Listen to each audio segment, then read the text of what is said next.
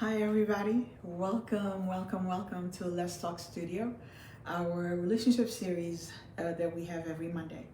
My name is Yolanda Cadet. I will be your host for tonight's episode. The conversation that we are going to have tonight is going to be a three-part series conversation where we will talk about a lot of things focusing on relationship. And because we're going to be talking about relationship, please mind the fact that some of the things that I say are based on my professional opinion. I don't know if you guys know that I am a clinical social worker and I have a master's in social work. So please bear with it. And thank you so much for joining me. And as a reminder, our show tonight is sponsored by TC Financial and Insurance Group. They provide insurance, health they provide health insurance for you, for your family, for your business. And if you need their information, please feel free to contact us and we'll definitely provide it for you. Again, thank you so much for joining me tonight. Bonsoir tout le monde. Moi dis nou merci parce que nous te venu chita pour nous faire petit temps ensemble avec moi. Non pas c'est Yolanda Cadet, c'est moi qui host avec nous à soir dans Let's Talk Studio. Conversation que nous allons faire, c'est une conversation qui appartient en trois parties. Parce que ça n'a pas assez de relations et moi j'espère que vous ne pas offenser de ça m'a dit parce que ça m'a dit c'est l'opinion professionnelle pas moi pas connaître nous connaît moi c'est un social worker by trade and moi voulais que pour nous comprendre dans pile bagaille qui a passé que nous supposé parler et nous connaît que dans les stock studio nous croyons que information c'est pour voir. Moi dis nous merci en pile parce que nous t'es venu faire petit temps ça chita ensemble avec moi.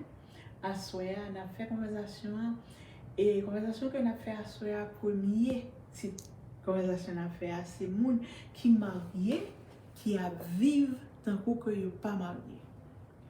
So, what we're going to talk about tonight is people that are married and that are acting as if they are single. They are single and they're looking. And I know that sounds so oxymoron, but it's the truth. You do have some people that are married but are acting as if they are single and looking. And how do they do that? How do they correlate the two? It is very simple. Somewhere along the line, there's a dissatisfaction, or they weren't ready to be married. Because remember, not everybody's meant to be married. Some people are meant to be single. Let's just be honest, because they are not ready to say that I have forsaken all others. I am no longer going to participate on the things that I used to participate as a single person because now I am married. There are certain people, there are certain places that I cannot go. And since I can't go there, then they're no longer for me. So you have people that are married, that are genuinely married. They are married in front of God, in front of the law. They wear a wedding ring. They do everything that quote unquote a married person is supposed to do, except they are living as if they're single. That means that, they'll go to singles night out. They'll have girls night out or guys night out. And they will continue to act as if they are single. But in actuality, they're married. They'll tend to want to go on guys' vacation as a married man with all the single guys that's in their group or the single girls that's in that group. So it's not only limited to men, it's also women do it too. So, and one of the reasons that a lot of times people do that is that there's a dissatisfaction. And don't think that these people want to be divorced. They don't want to be divorced. They like the idea of being married and also living the single life. Some people think that being married stifles them. But if you thought that way, then you should not be married. That's what you're thinking, right? But in actuality, that's not true. You have some people that are married, but yet they continue to behave as if they are single. They continue to go to the singles bar. They continue to engage in single relationship kind of things. And what are some of those single relationship kind of things? Things that they used to do before they met you, before they started dating you, before they asked you to marry them, before they started living with you as a married couple. That dissatisfaction in the relationship stems from so many things. It could be that the person has yet to understand that now that they are married, there are certain boundaries that has to be drawn in the relationship. The things that they used to be able to do single, they can't do it as a married person. It could be also that the person themselves is not ready for marriage. Some people like the idea of being married, but don't like the fulfillment of marriage. Because you have some people that are married, they are married for the simple fact that they want to be called Mrs. or Mr. Believe it or not, it does exist. So since they do that, they tend to just be like, okay, I'm going to marry this person, but I'm still going to be single. And when they act single, they look for relationships. They actively look for relationship, knowing that they cannot give this person anything but just it is what it is. It is what it is.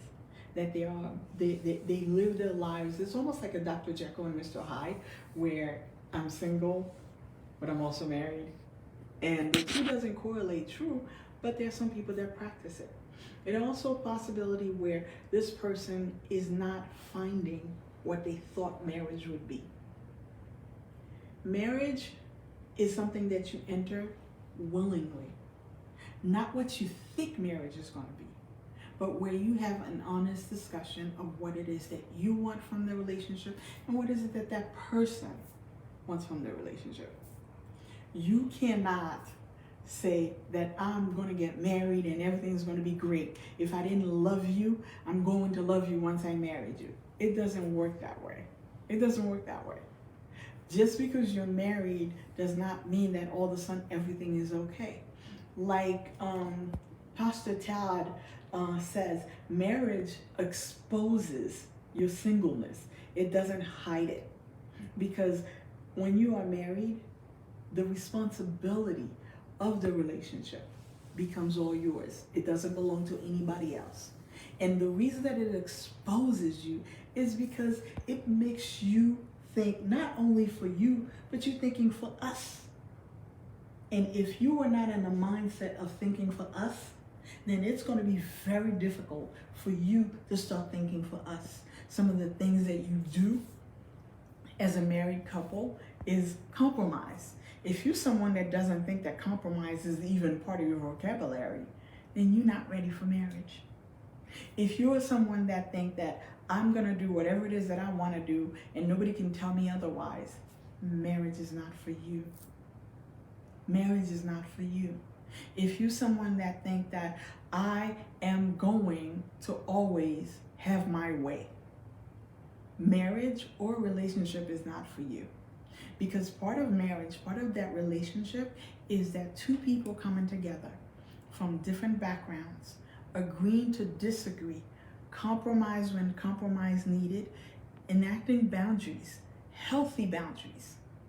Healthy boundaries. That's the key word, healthy boundaries. Boundaries that are not rigid. But that, we're going to talk about boundaries also on another show.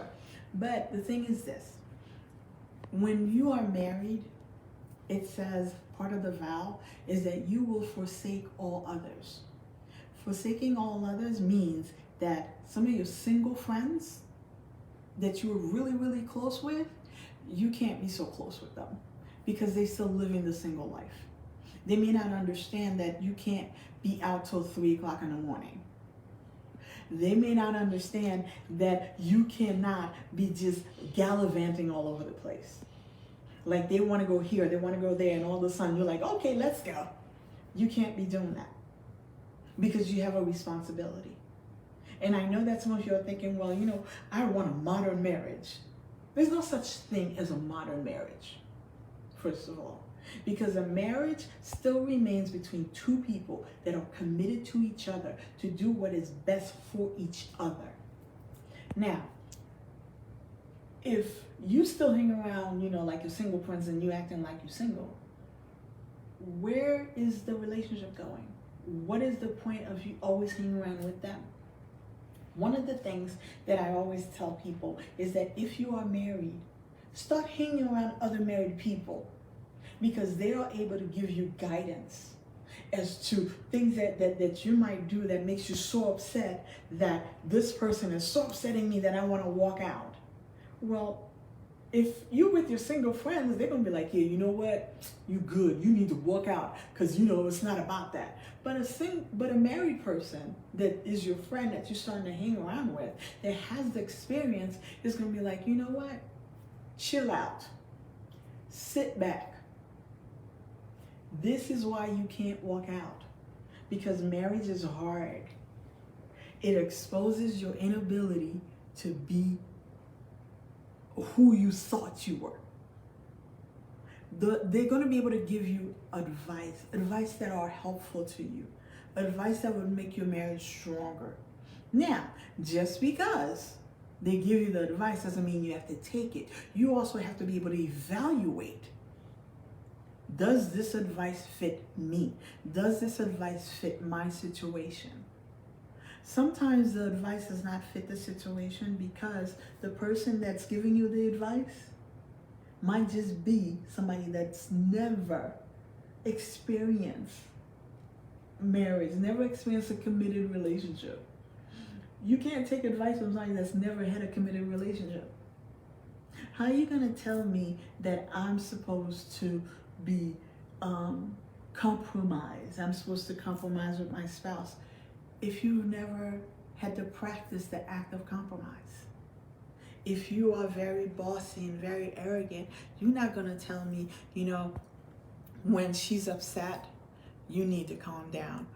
So both of you cannot be heated together. They're not going to tell you that.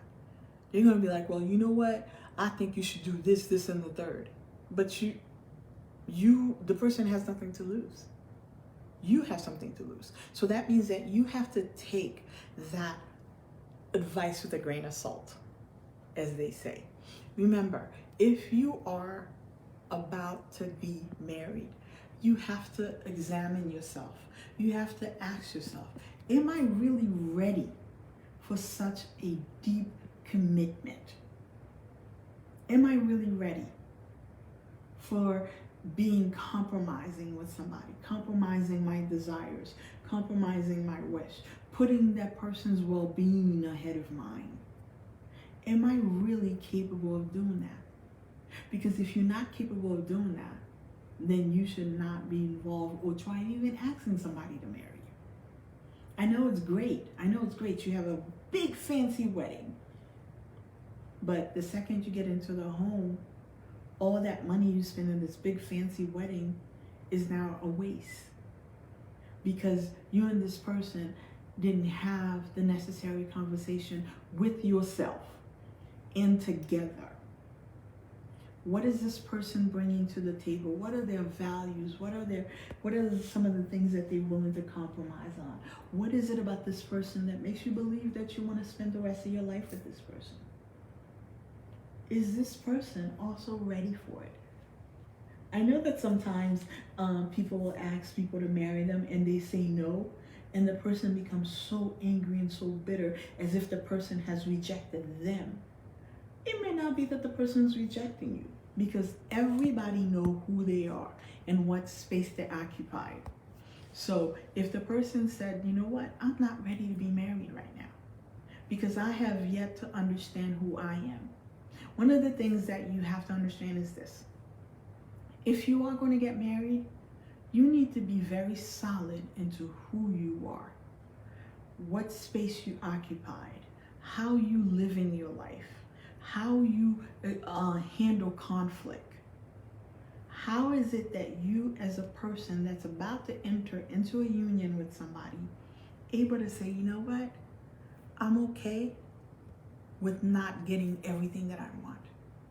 Or is it that I always want, I want, the person has to fulfill me, the person has to this, the person has to that.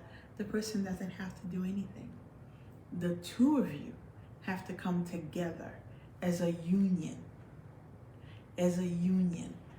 one that's filled with compromise, complementary likes and ideas, planning for a future. Where is it that we see each other in 5 years from now?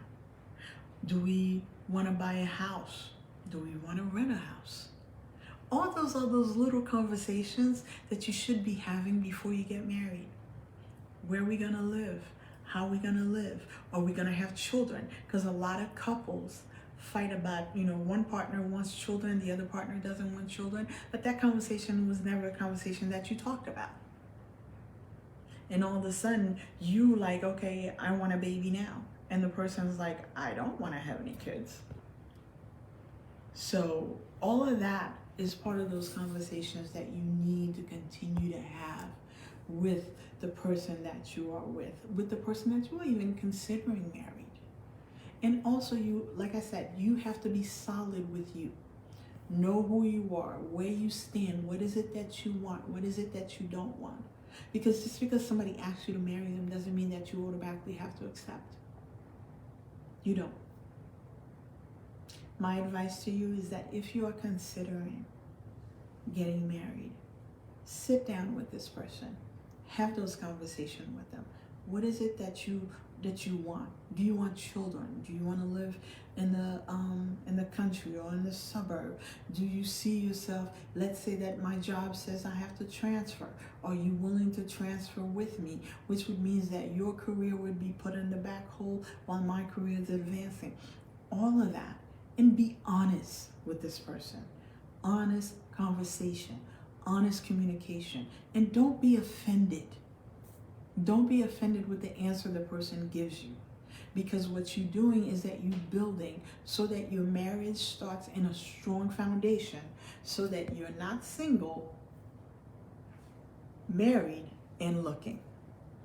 Again, my name is Yolanda Cadet for Let's Talk Studio. This has been our third conversation in the series, where we are going to continue talking about relationship. And we want to remind you that our show is sponsored tonight by TC Insurance and Financial Group. If you want more information, please send us a DM. And if you would like to sponsor our show, please call us. We would love to talk to you about our sponsorship package. And remember that honest conversation is the best policy. Thank you so much for joining me tonight. Again, my name is Yolanda Cadet, and this has been Let's Talk Studio, Let's Talk Relationship Series. Have a great night, everybody.